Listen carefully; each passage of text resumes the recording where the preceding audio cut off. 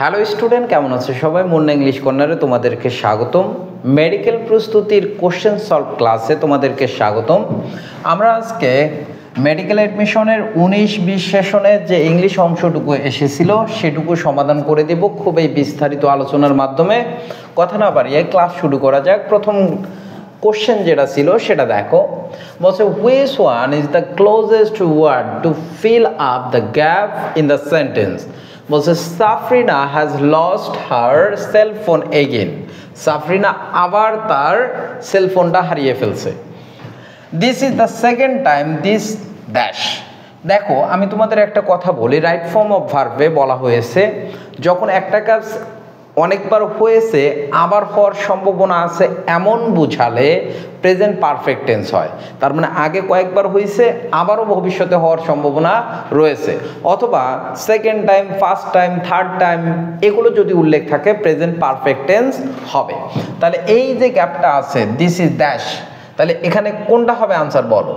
তাহলে আমি বললাম প্রেজেন্ট পারফেক্ট, তাহলে প্রেজেন্ট পারফেক্টের গঠন কি? Subject plus have has plus V3, তাহলে আনসার কোনটা হবে? Has happened. মনে থাকবে তো রুলটা। রুলে কি বললাম? একটা কাজ আগে কয়েকবার হয়েছে অর্থাৎ first time, second time, third time এই কথাগুলো যদি থাকে প্রেজেন্ট পারফেক্ট টেন্স ধরে নিবা। 2 নম্বর কোশ্চেনটা দেখো, বলছে which one of the following is past participle form of swim.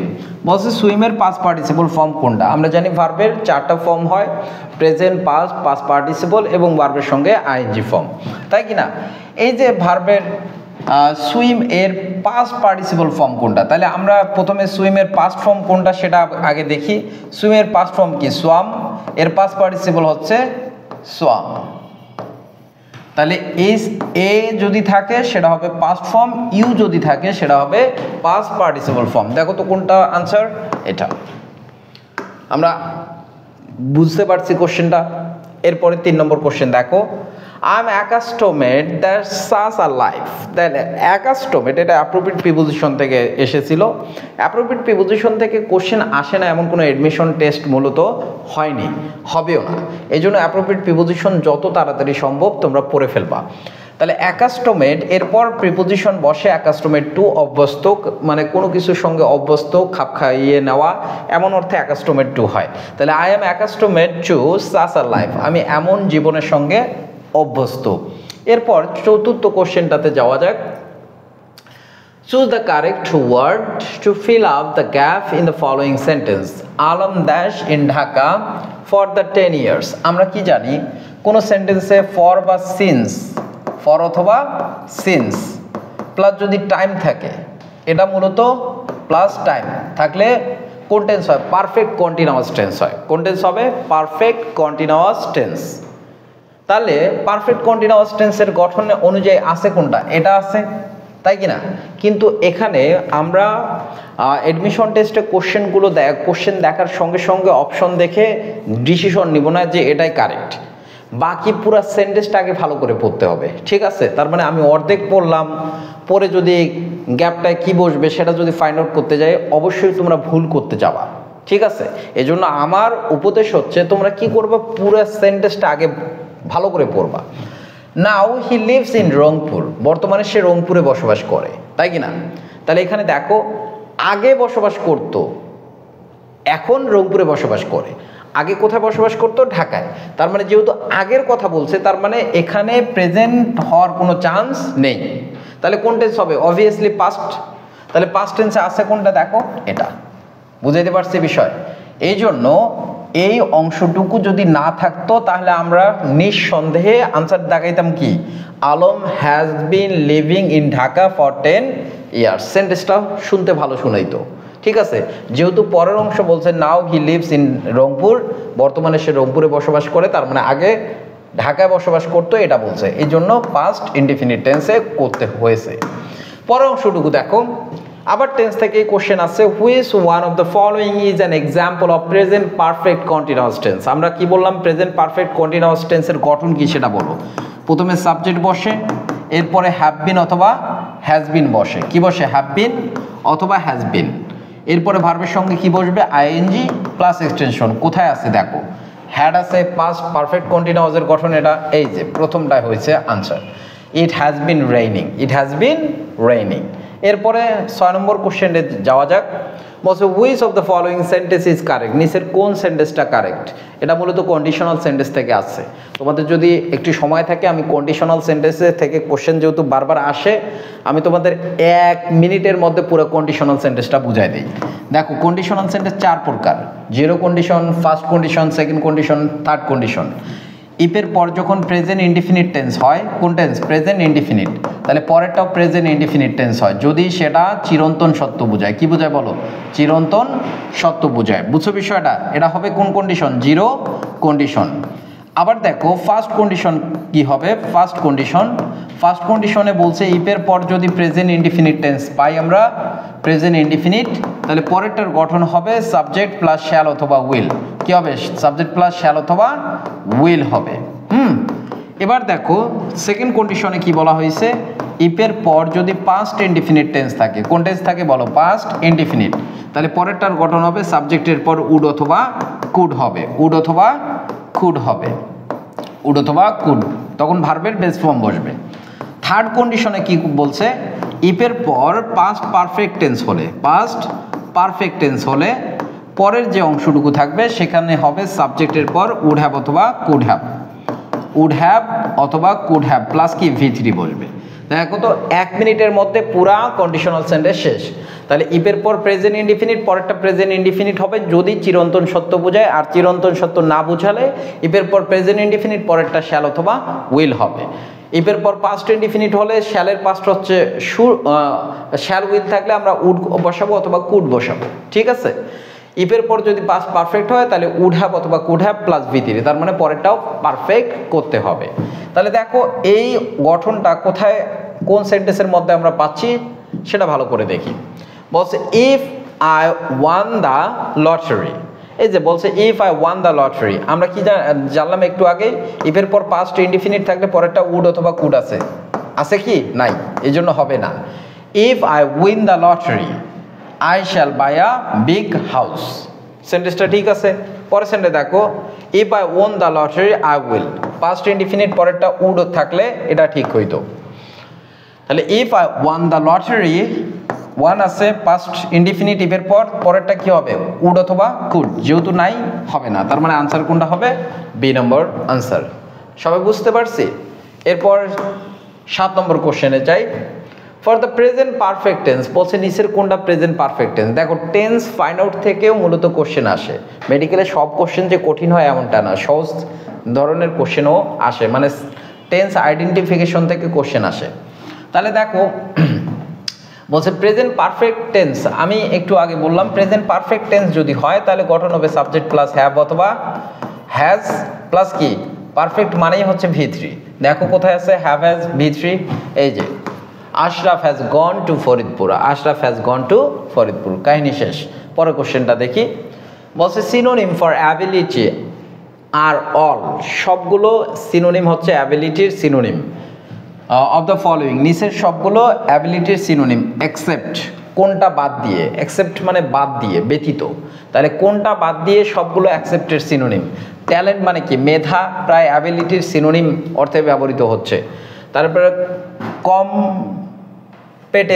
Competency মানে হচ্ছে দক্ষতা, অ্যাবিলিটি কম্পিটেন্সি একই কথা।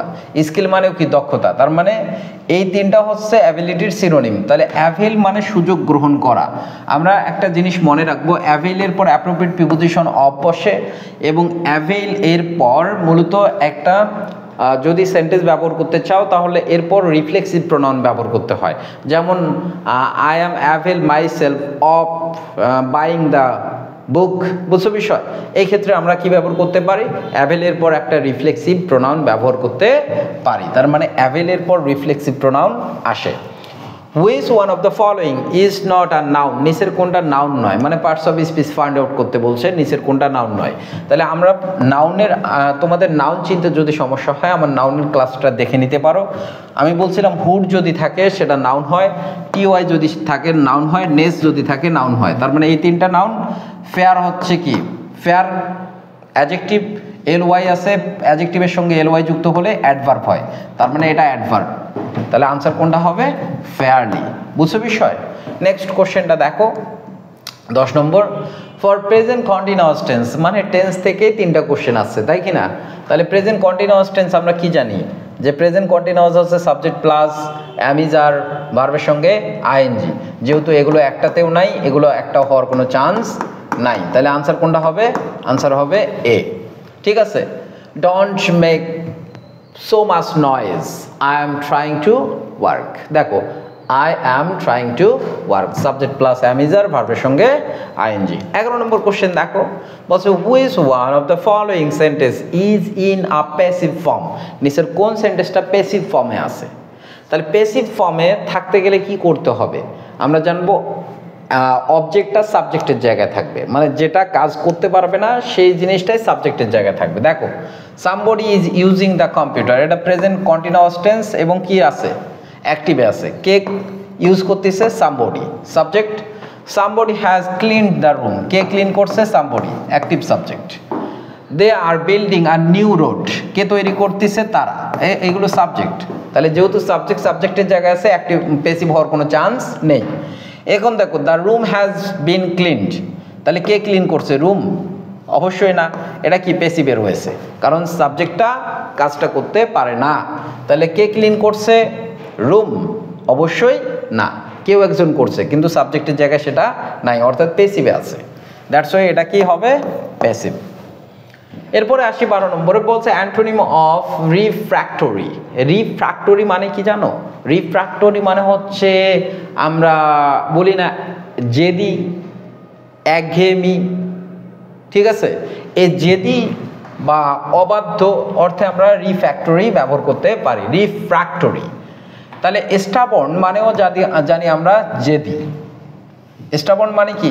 জেদি, হ্যাঁ, যে জেদ করে। অবিডিয়েন্ট মানে কি? বাধ্য। এই যে দেখো আমরা কিন্তু অ্যান্টোনিম পেয়েছি। তাহলে রিফ্র্যাক্টরি মানে যদি হয় অবাধ্য, অবিডিয়েন্ট মানে কি? বাধ্য। এই যে ইনট্রাক্টেবল, আবার কাস্ট, এইগুলো হচ্ছে রিফ্র্যাক্টরি সিনোনিম। আর অ্যান্টোনিম কোনটা? অবিডিয়েন্ট। আমরা 13 নম্বর কোশ্চেনটায় যাই। 13 নম্বর কোশ্চেন কি বলছে একটু দেখে নেই। She said I taught in many school, এটা মূলত অ্যাক্টিভ আছে, প্যাসিভ সরি ন্যারেশন থেকে কোশ্চেনটা এসেছে।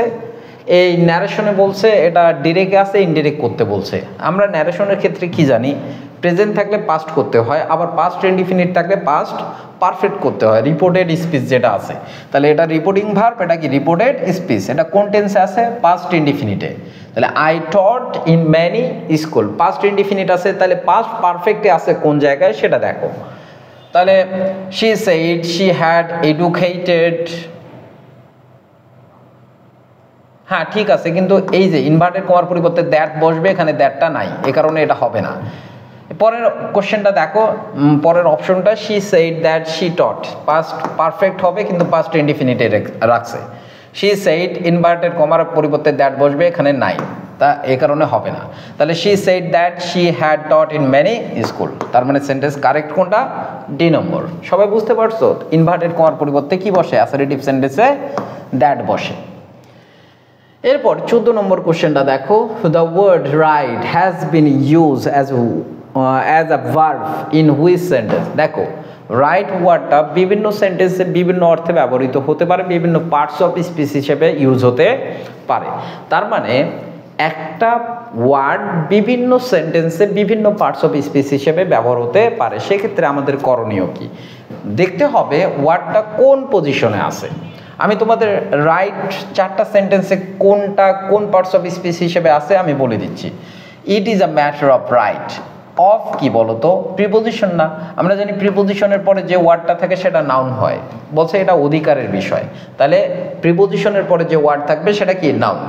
বুঝছো বিষয়?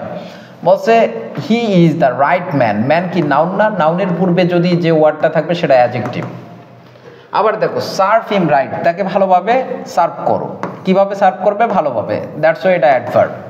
পরের সেন্টেন্স দেখো, it is such a fault, এটা এমন একটা ভুল, দ্যাট উইল রাইট ইটসেলফ, যেটা নিজেই সংশোধন হবে। তাহলে উইল কি? মডেল ভার্ব, মডেল ভার্বের পর আমরা জানি ভার্বের বেস ফর্ম। তাহলে যেহেতু বলছে কোন সেন্টেন্সে ভার্ব হিসেবে ব্যবহার হয়েছে, এই কারণে আনসার হবে এটা। আমরা একদম লাস্ট কোশ্চেনে চলে আসছি এবং লাস্ট কোশ্চেনটা একটু ভালো করে দেখে নেই। বলছে in which of the following sentence but is used as preposition. বলছে বাট আমরা জানি কনজাংশন, তাই কি না? কোন সেন্টেন্সের মধ্যে এটা প্রিপোজিশন হিসেবে ব্যবহার হয়েছে? তাহলে দেখো বলছে we tried hard but did not succeed, এই বাটটা এখানে কনজাংশন, তাই কি না?